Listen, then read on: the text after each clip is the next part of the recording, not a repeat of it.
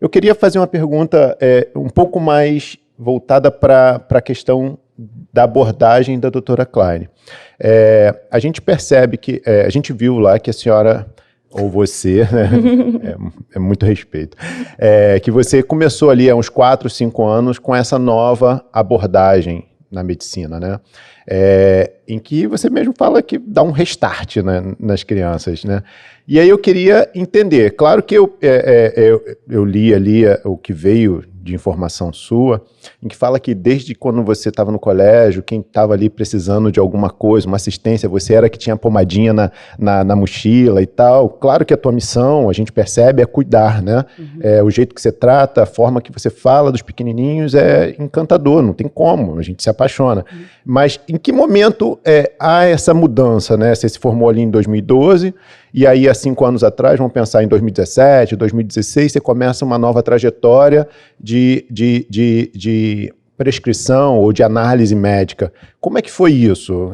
Queria que você pudesse contar um pouquinho pra gente. Então, essa história do cuidar dos outros, né? Isso eu até trabalho em terapia, muito de doar mais, né? Até passar do nosso limite, enfim. Meu pai é médico, meu pai é cirurgião cardíaco, e então eu cresci em centro cirúrgico com ele. Ele ia passar visita, eu ia junto. Então, assim, minha avó ficou um tempo na nossa casa doente, eu que fazia a medicação. Eu me sentia médica desde que eu sou criança, eu achava o máximo. Então, eu não tive outra, nem pensava em ter outra profissão. E aí entrei na faculdade, do início ao fim, eu ia ser cirurgiã. Não tinha como eu não ser cirurgiã. Até dos últimos anos da faculdade, eu rodar no internato de cirurgia. Fiquei 1 ano acompanhando no Lourenço Jorge, aqui na Barra, o plantão dos residentes, enfim. Quando acabou 1 ano ali que eu falei, caramba, eu não queria fazer isso. Falei, e agora? Passei 6 anos na minha faculdade, certa que eu ia ser cirurgiã. E aí, quando eu vi o que era ser cirurgiã geral, eu respeito muito, mas assim, não era pra mim. E toda vez que chegava uma criança, eu suturava a criança feliz e contente. Eu enfaixava a cabeça, falava, conta lá no colégio que você quebrou a cabeça em um monte de pedaço, tinha infarto. Então, eles deixavam eu suturar, eles deixavam eu me aproximar. Eu achava o máximo quando tinha criança para eu poder ajudar. Eu não gostava do centro cirúrgico, de ver barriga e tal. E aí eu falei, meu Deus do céu, e agora? Aí eu falei, não, pediatra eu não vou ser. Eu sabia que eu não ia ser pediatra porque eu falei, eu amo criança, eu tenho um monte de afilhado. Hoje, inclusive, é aniversário de uma afilhada minha que eu batizei quando eu tinha 10 anos. Então, eu sempre tive esse jeito com criança. E aí, quando eu falei, caramba, mas pediatra, se acontecer qualquer coisa grave com uma criança, eu vou abandonar tudo que eu estudei. Eu não vou aguentar, eu vou largar a medicina. Então, na minha cabeça, pediatra não seria. Aí, rodei um, rodei outro, fiquei até quando eu rodei, de fato, no internato de pediatria. E aí começou a ter fila de mãe que passava as outras e falava assim, não, doutora, a gente quer ser atendida por você, que a gente já foi atendida. Eu falei, gente, não, isso é SUS, vambora. Não, mas a gente quer. E aí uma mãe falou pra mim, doutora, foi Deus que me mandou aqui pra falar que a senhora tem que ser pediatra. Eu, não vou ser, não quero. Eu falei, não, olha só, tem um monte de gente que gosta muito. Aí as minhas preceptoras da época, Klein, você é pediatra? Eu falei, não sou. Aí teve um dia que, dois casos graves, assim, 2 crianças, e a gente foi passar um round e eu falei, gente, vocês estão falando aqui que a criança, que eu tava toda bonitinha, eu vou ter que internar porque ela tá com uma bactéria que pode acabar com a vidinha dela em 24 horas. A outra, isso. E aí eu comecei a chorar no round, cheio de gente. Aí eu falei, gente, desculpa. Aí a minha preceptora falou, acabou, Klein? Aí eu, desculpa, não sei o quê. Ela, só uma pediatra teria essa postura. Aí eu falei, caramba, ela me convenceu depois dessa, né? Eu falei, era o único lugar que eu ia com o maior prazer, que eu não faltava. As outras eu faltava aqui, faltava ali. Mas a pediatria me segurou. Eu falei, caramba, vou ser pediatra, né? Então eu vou fazer cardiopediatria. Já que meu pai é cirurgião cardíaco, falei, é isso, vou fazer isso. Aí eu passei para residência de pediatria, fiz 2 anos de pediatria, passei para a especialização de cardio no Instituto Nacional aqui em Laranjeiras, de cardiologia. Fiz 2 anos lá de crianças muito graves. Então, assim, eu comecei a atender crianças muito graves, crianças que já nascem com o coração todo com probleminha e a gente ali tentando ajudar e vai pra cirurgia sem saber se ia voltar, e eu voltei pra terapia, sabe? Eu trabalhei em CTI infantil. Nessa época, quando alguém falava assim, você quer ser mãe e tal, de jeito nenhum. Eu abominava o fato de eu poder, assim, eu não quero nem correr o risco de ser mãe nessa vida. Porque eu vi o sofrimento ali puro, e pra mim todo mundo era doente, porque eu vivia aquilo ali minha semana inteira. E aí eu fiz cardio 2 anos, aí fiz uma especialização em São Paulo, que, pô, custou um carro, assim. Falei, não vou investir nisso, porque não é possível, eu tenho que saber isso, eu tenho que dominar para eu conseguir ajudar. Quando eu terminei essa especialização, eu falei, cara, não tô feliz, não tô enxugando gelo. E as crianças que nascem saudáveis, diferente dessas que eu tenho na minha mão, que lutam para serem saudáveis, e essas crianças que nascem, a gente acaba com a vida delas, com uma alimentação, estilo de vida e tal. E, em paralelo, eu, estando em São Paulo, eu tenho um amigo que é o Pedro, que tem uma clínica em São Paulo, e ele faz nutrologia de adulto. E ele faz exatamente isso, de ver a parte de genética, a parte de tudo, de olhar o ser humano de uma forma completa e ajustando ali de uma forma muito precisa, né? A gente brinca que é uma medicina de precisão. E aí, eu conversando com ele, eu falei assim, Pedro, o que você acha disso que você faz fazer com criança? Ele falou assim, Klein, eu não conheço ninguém. E dentro da nutrologia, se você vai na UFRJ, na USP, são cursos que tratam de doença, de erro inato do metabolismo, de criança internada, de criança com gastro, né, com GTT e tudo. E eu falei, caramba, mas eu não quero ir para o lado de doença. Eu falei, criança não pode ser doença. Não tem porquê, né? A gente só tem que estudar a doença da criança. E aí eu fui com o que o Pedro estava fazendo, eu comecei a estudar tudo já que eu não tinha um curso completo que me desse o que eu queria fazer, eu fiz um curso de nutrologia, né, para fazer, até foi online, assim, o único que eu achei do MEC e tal. Fiz o curso e em paralelo eu fui correndo.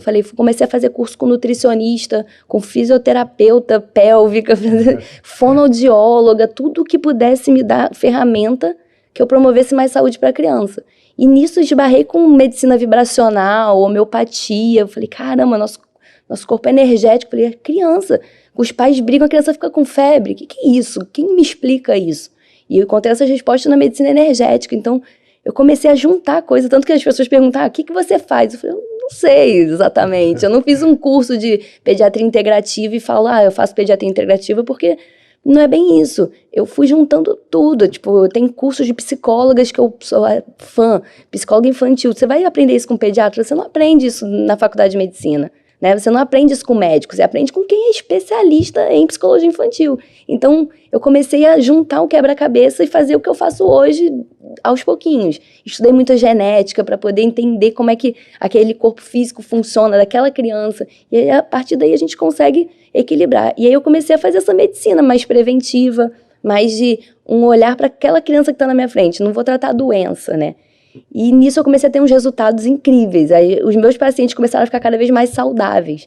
E eu não faço essa parte de pediatria geral mesmo, assim, porque eu acho que essa parte de doença e tudo, eu realmente botei um pé atrás e falei, eu vou me respeitar. Eu já trabalhei com doença durante muitos anos, eu fico brincando, já dei minha contribuição para o mundo, mas eu preciso deixar quem entende doença mexer com a doença. Se eu tenho uma criança com distúrbio hormonal, eu não vou tratar, eu vou encaminhar para o endócrino, né? Então, eu super respeito as profissões que trabalham com doença dentro da pediatria, eu preciso deles. Mas o que leva a criança a ficar tão doente? E é aí que eu atuo. Então, assim, quando eu comecei a montar esse quebra-cabeça, eu comecei a ter uns resultados incríveis. E aí a gente brinca de criar super-humanos, né? Porque se você olha a criança desde o início, evitando danos, é igual o que você fez, você tirou o leite de vaca da Olivia. Imagina se você não tivesse tido essa percepção. Ela ia ser uma criança com muito mais alergias no futuro, podia cursar com anemia por causa de perda de sangue nas fezes. A gente não sabe, mas é a realidade. A grande maioria das pessoas não acredita que o leite de vaca tem esse potencial inflamatório. Então, assim, todo mundo briga comigo. Você não pode falar mal do leite de vaca. Eu falei, gente, o leite de vaca, ele foi extremamente necessário culturalmente pra gente. Muita criança, salvou vida de muita criança, é ótimo, existe, maravilhoso. Mas a gente está numa época, num momento que a gente pode dar um melhor. Se você tem outra opção, você só tirou leite de vaca. Deve ter sido difícil? Deve ter sido para a mãe, mas não foi ela tomar um remédio, né? Às vezes as pessoas querem tomar um remédio em vez de tirar, né? Tomar uma lactase, uma enzima em vez de tirar o leite. Enfim, são coisas que eu comecei a olhar e eu falei, caramba, tem muita coisa para ser feita. E eu vou me especializar nisso. Aonde, como, eu não sei. E aí eu fui me trabalhando, me equilibrando, e eu falei, vou ser guiada certinho para onde eu tenho que ir. E graças a Deus, tô aqui feliz e realizada. Incrível, eu tenho certeza que a contribuição que você está dando agora é muito maior do que aquela que você se permitiu sair dela, que seria tratar de das doenças ao invés de tratar das causas, né, Marcelo? É entender seu dharma, né? Sua orientação. E a gente tem... essa é a nossa busca também, né? O Neo Sapiens foi criado justamente nessa ideia da gente conseguir se evoluir, entender, ter esses novos conhecimentos. E eu percebo que no caso da medicina, você tem alguns momentos na história da medicina em que a medicina se distancia muito do healer, né, do curandeiro, né, e de todo o conhecimento milenário e tradicional produzido, né, durante toda a história da humanidade, tem um distanciamento, e hoje você vê que tem muitos profissionais buscando essa aproximação novamente, né? Principalmente nesses casos que você comentou. Eu até vi um professor falando isso, ele fala, se eu sofrer um acidente e, sei lá, quebrar um braço, precisar de uma cirurgia urgente, é claro que eu quero um cirurgião e eu quero um médico, eu preciso. Mas se eu tiver com problema de saúde mental, com problema relacionado à minha alimentação, com alguma doença autoimune, eu vou procurar alternativas, né? Porque acho que a medicina justamente vem falhando nesse olhar, falhando, não sei se é bem a palavra, mas é justamente você tem tanta doença ou tanto problema que você não tem explicação, que aí eu acho que os profissionais falam, não, tem que ter, e aí vai recorrendo a esses novos conhecimentos, que faz muito sentido, né? Esse que você comentou dos pais gera uma energia ruim na casa e o filho fica doente, etc. E aí você começa a fazer essas conexões, né? Para você, é claro, você já está trazendo isso para a sua medicina, mas como que seus colegas veem isso?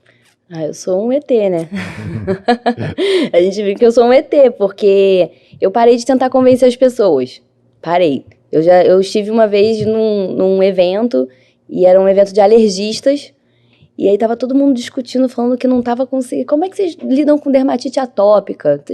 Ninguém tava tendo. E assim, eram pessoas que eu admiro muito na área da alergologia.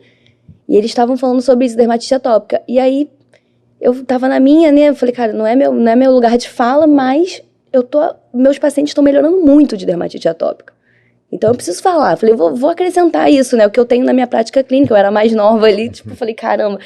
E aí, quando eu comecei a falar, e aí tem um determinado teste que eu faço no consultório que eu consigo avaliar e eu consigo tirar exatamente o que é gatilho inflamatório para aquela criança. E aí eu falei para elas, eu falei, caramba, eu fico tentando que todo mundo faça o que eu faço pra gente ter mais crianças saudáveis, só que as pessoas ficam na defensiva, né? E aí quando eu falei, ela falou assim, não, né? Eu falei, eu sei que vocês não usam muito isso. Não é que a gente não usa, a gente abomina. Aí eu, poxa, que pena, vocês poderiam estar resolvendo a dermatite atópica, porque eu tô conseguindo. Então, assim, eles têm essa coisa de que o médico é Deus, né? Eles se colocam às vezes num pedestal, não é todo mundo, óbvio que não. Mas eu aprendi, eu sou fã de Carl Jung, eu tenho frase tatuada e tudo, porque ele é um cara que lá atrás falou assim, você quando estiver perto de uma alma humana, seja apenas outra alma humana ali. E o que eu aprendo com as crianças, eles me dão as respostas de tudo. Então quando você se põe com o nariz em pé lá em cima e dita a regra, você não está curando você não está olhando para o seu paciente, você está fazendo protocolos. Então, assim, eu vi que quando eu me conecto muito fácil com criança, muito mais fácil que com adulto. Então, quando eu escuto eles, olho para eles, eu consigo entender o que precisa e a gente troca. Agora, se falar isso para um médico, se você não tem esse feeling com você, né? Tipo, é difícil você passar isso. Então, sou meio... Não, desculpa, você está vendo aí a diferença entre conhecimento e sabedoria? Sim, sim. A gente é uma discussão que a gente sempre pratica, né? Nos almoços, às vezes de manhã, quando a gente chega, e a gente o que é conhecimento e o que é sabedoria? E a gente sempre fala, assim, a minha visão sobre isso é que conhecimento é aquilo que a gente aprendeu no passado, seja por teoria, seja pelos livros, e sabedoria é aquilo que a gente passa a fazer conforme a percepção que a gente tem naquele momento, com a conexão que a gente tem. Então, conhecimento é você generalizar, é você falar, para esse caso, faz isso.